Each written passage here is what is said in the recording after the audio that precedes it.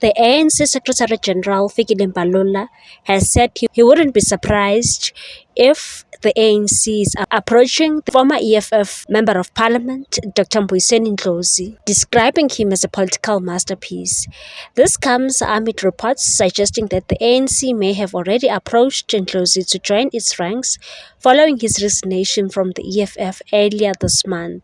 The Economic Freedom Fighters issued a statement on the voluntary resignations of fighter Yazini Tekiana and fighter Dr. Mbuyiseni Ndlozi from the Parliament of South Africa. The statement reads as follows: The Economic Freedom Fighters has received the voluntary resignations of fighter Yazini Tekiana and fighter Dr. Mbuyiseni Ndlozi as representatives of the EFF in the Parliament of South Africa. The voluntary request to be released from deployment, which was sent to the Secretary General of the EFF consecutively and within days of each other, expressed gratitude to the EFF for the opportunity to serve the organization and the people of South Africa. The EFF has accepted the respective voluntary request to be released from deployment of the two fighters who have diligently served the organization in their respective deployments since the EFF has had representation in the legislative sphere. Fighter Tekiana has served in the Eastern Cape Provincial Legislature and subsequently the Parliament of South Africa, while Dr. Mbuyiseni has served in the National Assembly since 2014. They have been exemplary in their deployments and acted as commendable public representatives. Speaking to the media on Monday, Mbalula acknowledged the possibility of the ANC engaging with Ndlozi, emphasizing that such discussions would not be out of the ordinary, and said, "I will not be shocked that the ANC can talk to him because he's a good member of society and in politics. He's a good politician." Ndlozi's departure from the EFF has stirred speculation about his political future. The former party spokesperson was a prominent figure in the EFF since its inception in 2013 and had a strong following, particularly among younger supporters.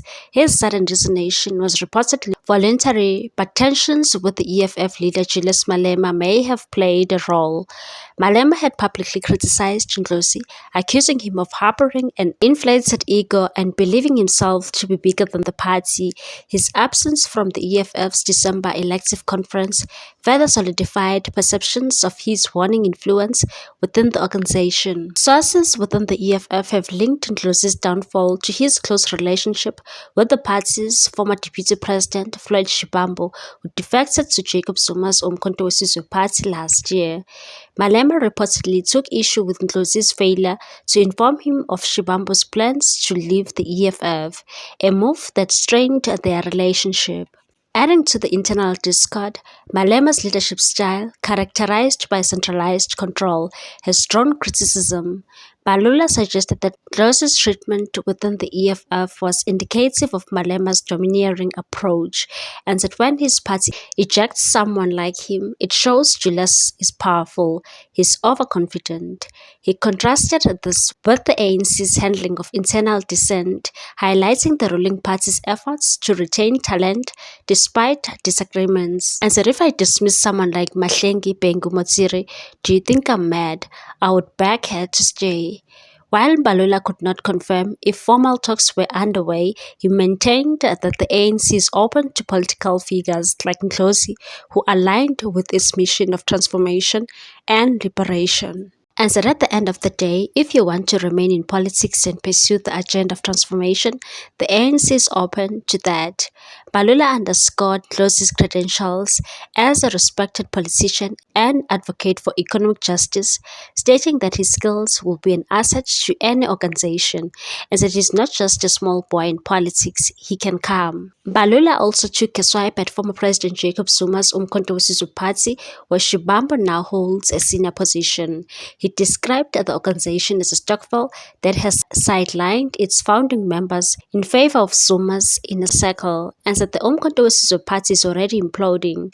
Zuma has brought his friends into his stokvel and kicked out the people who really worked hard for that organization. He predicted that Floyd Shivambu's position in Umkhonto weSizwe party was precarious, as Zuma reportedly holds all decision-making power. Despite recent electoral setbacks, Balula expressed confidence in the ANC's ability to recover, attributing the challenges to temporary disruptions, and said people will vote for the ANC again and will come out stronger. As for Ndlozi, his next move remains uncertain, while his departure from the EFF marks the end of a significant chapter in his political career. His future affiliations will undoubtedly shape South Africa's political landscape. Meanwhile, the Umkhonto weSizwe Party has intensified its legal fight to overturn the results of the last year's national and provincial elections. The party has formally requested the Electoral Court to allow oral evidence in its application, which seeks to invalidate the election results and trigger a rerun of the May 29 polls. The court had previously reserved the right to decide on the merits of the case based on the documents submitted by the parties, potentially bypassing oral arguments from the legal representatives. The Umkhonto weSizwe Party alleges that the election results were manipulated during a critical window of several hours when the IEC leaderboard went offline.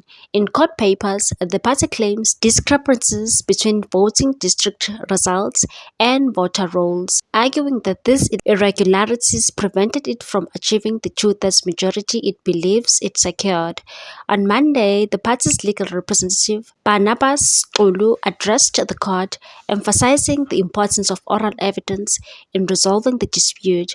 He argued that cross-examination expert witnesses is essential to unpacking the complexities of the IEC's vote capturing and reporting system, and said we believe that hearing oral evidence from the deponents is crucial in determining the disputed issues by giving the parties the opportunity of cross-examining expert witnesses on the evidence that they are giving. Xulu wrote in his submission, this will also give the court the opportunity to clarify high technical aspects involved in the dispute. The IEC has strongly opposed the Umkhonto weSizwe Party's claims, challenging the authority and expertise of Vusi Mhlongo, the technical expert who authored the report supporting the party's challenge. The commission has also raised concerns about the credibility of the alleged discrepancies highlighted by the Umkhonto weSizwe Party. This latest legal push comes after the Umkhonto weSizwe Party's first attempt to have the election results set aside ended in withdrawal. That withdrawal, which the IEC claims was unauthorized, led the commission to seek punitive costs against the party. In October, the MK party filed a second application, including Mhlongo's report, which asserts that the party garnered significantly more than 14.5% vote share officially recorded. As part of its latest request, Xulu urged the court to compel the IEC to disclose all documents requested during the exchange of information in the case. The Electoral Court has yet to rule on whether oral evidence will be permitted. It has, however, stated that the request is under consideration. This case follows a similar application by the African Transformation Movement to have the election results annulled. Last week, the court dismissed the ATM's application, citing a lack of evidence to substantiate its claims.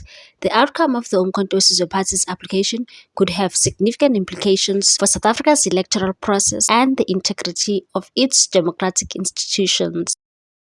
What's your take on this one, people? Thanks for watching. Please subscribe for more news.